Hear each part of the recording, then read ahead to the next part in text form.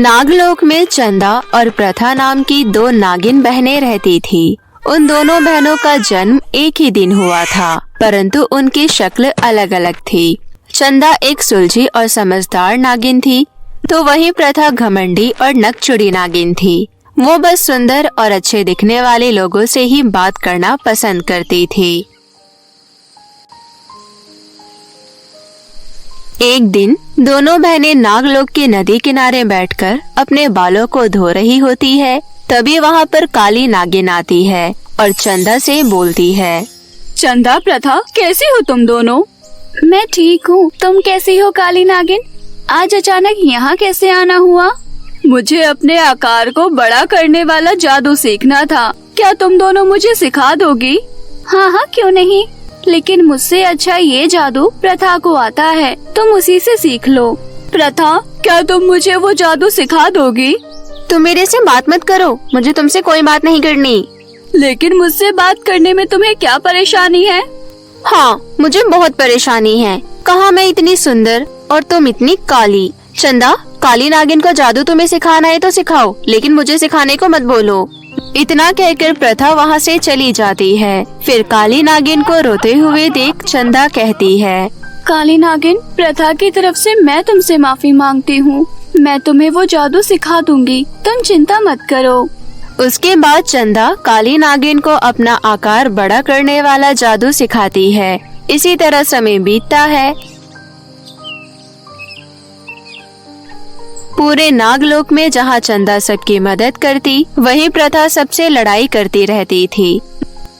इसी तरह एक दिन प्रथा और चंदा के बचपन का दोस्त राकेश उनसे मिलने आता है, जिसे देखकर प्रथा की आंखों में चमक आ जाती है। लेकिन राकेश बचपन से ही चंदा से प्यार करता था। आते ही राकेश सबसे पहले चंदा से कहता है। चंदा, तुम आज भी उतनी खूबसूरत हो जितनी तुम बचपन में हुआ करती थी। शुक्रिया राजेश। तभी प्रथा एकदम से बोल पड़ती है। अच्छा, तुम सिर्फ चंदा की तारीफ करने आई हो, क्या मैं तुम्हारी दोस्त नहीं? अरे ये तुम कैसी बातें कर रही हो, तुम भी बहुत खूबसूरत हो। बस तुम्हारी नाक थोड़ी टेढ़ी हो गई है, क्योंकि 24 घंटे इस पर गुस्सा जो रहता है। राकेश की बात सुनकर चंदा हंसने लगती है। ये देखकर प्रथा को गुस्सा आता है और वो अपने नागिन रूप में आ जाती है और अपनी आंखों को लाल करके गुस्से में बोलती है। मेरी जुड़वा बहन होकर तुम मेरे ही मजाक पर हंस रही हो? तभी एकदम से राकेश कहता है। अरे अरे प्रथा, तुम तो गुस्सा हो गई, मैं तो बस यूं ही मजाक कर रहा था। राकेश की बात सुनकर प्रथा गुस्से में वहाँ से चली जाती है। तभी राकेश चंदा से कहता है। बाप रे, कितना गुस्सा आता है प्रथा को, एक पल के लिए तो मैं डर ही गया था। मेरे लिए तो ये सब साधारण है, ये प्रथा का रोज का ही है। तुम तो जानते हो ना उसको कितना गुस्सा आता है। ऐसे ही वक्त गुजरता है और राकेश और चंदा की नजदीकियां बढ़ने लगती है, तो वहीं प्रथा के मन में भी राकेश को लेकर प्यार बढ़ने लगता है। ऐसे ही एक दिन जब राकेश और चंदा सांप के रूप में टहल रहे होते हैं, तभी अचानक से चंदा की पूंछ एक पत्थर से दब जाती है। फिर चंदा अपने इंसानी रूप में आती है। उसके पैरों में जरा चोट लग गई थी। चंदा, तुम ठीक तो हो ना? हाँ, बस थोड़ा खून निकल रहा है। अरे अरे, ये तो बहुत ज्यादा खून निकल रहा है। राकेश चंदा के घाव को साफ करता है और कहता है। बहुत दर्द हो रहा है क्या चंदा? नहीं नहीं, ज्यादा दर्द नहीं हो रहा है। इतना कहकर राकेश चंदा के पैरों को चूम लेता है। ये सब देख चंदा कहती है। अरे ये क्या कर रहे हो? वही जो मुझे बहुत पहले कर लेना चाहिए था। मैं तुमसे बहुत प्यार करता हूँ चंदा। मैं चाहता हूँ हमारा ये साथ जन्मों जन्म तक हो जाए। बचपन से लेकर आज तक मैंने सिर्फ तुमसे ही प्यार किया है, लेकिन कभी तुम्हें कह नहीं पाया। सच कहूँ तो मैं भी तुमसे बहुत प्यार करती हूँ। इतना कहकर दोनों एक दूसरे को गले लगा लेते हैं। उसके बाद एक साथ नृत्य करने लगते हैं और उनको ऐसा करते हुए प्रथा देख लेती है और गुस्से में आग बबूला हो जाती है और खुद से ही बोलती है। मेरी ही बहन होकर मेरा ही घर उजाड़ रही है। क्या इसे इतना नहीं पता कि मैं राकेश से कितना प्यार करती हूँ और मैं उसे किसी भी हाल में पाना चाहती हूँ? फिर भी ये उसके साथ नृत्य कर रही है। और मैं इसे कभी माफ नहीं करूंगी और राकेश को तो मैं पाकर ही रहूंगी, फिर चाहे मुझे कुछ भी क्यों ना करना पड़े। राकेश मेरा है और मेरा ही रहेगा। उसके बाद प्रथा गुस्से में वहाँ से चली जाती है और राकेश को पाने की आग उसके मन में चंदा के लिए नफरत पैदा कर देती है। अपनी शक्तियों को 4 गुना बढ़ाने के लिए प्रथा घोर तपस्या करती है। इसके लिए वो बिना किसी को बताए दूर बर्फीली पहाड़ी के ऊपर शिव मंदिर के पास बैठकर तपस्या करने लगती है। ओम नमः शिवाय, ओम नमः शिवाय, ओम नमः शिवाय। बिना कुछ बताए प्रथा के गायब हो जाने की वजह से चंदा बहुत परेशान हो जाती है। इसी तरह 6 महीने बीत जाते हैं। चंदा अपनी बहन को हर जगह ढूंढती है पर वो उसे कहीं नहीं मिलती। एक दिन चंदा राकेश से कहती है, प्रथा ने पहली बार ऐसा किया है, इससे पहले उसने ऐसा कभी नहीं किया। उसे गुस्सा बहुत आता है लेकिन वो मुझसे प्यार भी बहुत करती है। चंदा इतना बोल ही रही होती है कि तभी वहाँ प्रथा आ जाती है और कहती है, चंदा देखो मैं आ गई। मेरी बहन, तुम इतने महीनों से कहाँ थी? क्या तुम्हें मेरा ख्याल नहीं आया? मैं शिव जी की तपस्या करने गई थी। मैंने कभी किसी नाग नागिन से ठीक से बात नहीं की और मेरे कर्म भी बिल्कुल अच्छे नहीं हैं। इसलिए मैं अपने पापों के प्रायश्चित के लिए गई थी। अब मैं बहुत अच्छी हो गई हूँ। अब मैं सभी से विनम्र होकर बात करूँगी।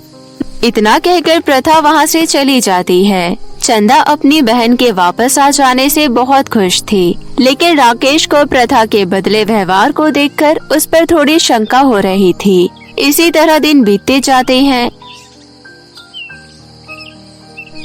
और प्रथा नागलोक में सभी से बहुत हंसकर बात करती थी। एक दिन चंदा अपनी गुफा में आराम कर रही थी। तभी तपस्या से प्राप्त की हुई शक्तियों का इस्तेमाल करके प्रथा राकेश का रूप लेकर वहां आती है और कहती है, चंदा आज मेरा मन बहुत विचलित हो रहा है। न जाने क्या अनहोनी होने वाली है। क्या मैं तुम्हारे गले लग सकता हूँ? क्यों नहीं राकेश। फिर वो चंदा को गले से लगा लेता है। उसके बाद राकेश का रूप ली हुई प्रथा चंदा पर एक खंजर से वार कर देती है। तभी चंदा दर्द से कराहती हुई जमीन पर गिर जाती है। उसके गिरते ही प्रथा वापस अपने असली रूप में आ जाती है। अपनी बहन को देख चंदा कहती है, प्रथा मेरी बहन, तुमने ये सब क्यों किया? क्यों ना करती मैं ऐसा। आज तक सबका प्यार सिर्फ तुम्हें मिला है। मैंने सिर्फ एक लड़के से प्यार किया, लेकिन तुमने उसे भी मुझसे छीन लिया, इसलिए मैंने तुम्हें मारा। थोड़ी देर बाद तुम्हारी मृत्यु हो जाएगी, फिर राकेश सिर्फ मेरा होगा। अब मैं किसी का भी रूप ले सकती हूँ। इतने महीने तपस्या करके मैंने यही हासिल किया है। इतना कहकर प्रथा चंदा का रूप ले लेती है और सीधा राकेश के पास चली जाती है और उसके गले लग जाती है। गले लगने पर राकेश को कुछ अजीब सा फील होता है। तभी उसकी नजर चंदा के पैरों पर जाती है। वो देखता है कि कुछ दिन पहले चंदा के पैर पर जो चोट लगी थी वो गायब है। राकेश को समझते देर नहीं लगती कि हो ना हो कुछ तो गड़बड़ जरूर है। वो तुरंत चंदा के बाल पकड़ लेता है और कहता है, कौन है तू? सच सच बता, वरना मैं तेरा बाल कभी नहीं छोड़ूंगा। राकेश, मैं तुम्हारी चंदा हूँ। तुम मेरे साथ ऐसा व्यवहार कैसे कर सकते हो? झूठ मत बोल, तू मेरी चंदा है ही नहीं। बता मेरी चंदा किस हाल में है? उसके बाद प्रथा अपने असली रूप में आ जाती है और कहती है, तुम मुझसे प्यार नहीं करती, तुम्हें सिर्फ वो चंदा पसंद है। ऐसा क्या है उस चंदा में जो मुझ में नहीं है? दिल, एक साफ दिल जो उसके पास है और तुम्हारे पास नहीं है। तुमने जो हरकत की है, अगर तुम्हारी जगह वो होती तो कभी नहीं करती। बस यही फर्क है तुम दोनों में। इतना कहकर राकेश भागता हुआ गुफा में जाता है। वो देखता है कि चंदा जख्मी हालत में पड़ी हुई है। वो तुरंत अपनी शक्तियों का इस्तेमाल करके उसको ठीक करता है। उसके बाद राकेश नागराज से प्रथा की शिकायत करता है। नागराज प्रथा की सारी शक्तियाँ छीन लेते हैं और उसे हमेशा हमेशा के लिए बंदी बना लेते हैं। और दूसरी तरफ राकेश और चंदा जंगलों में घूम घूम कर अपना जीवन हंसी खुशी और प्यार से व्यतीत करने लगते हैं।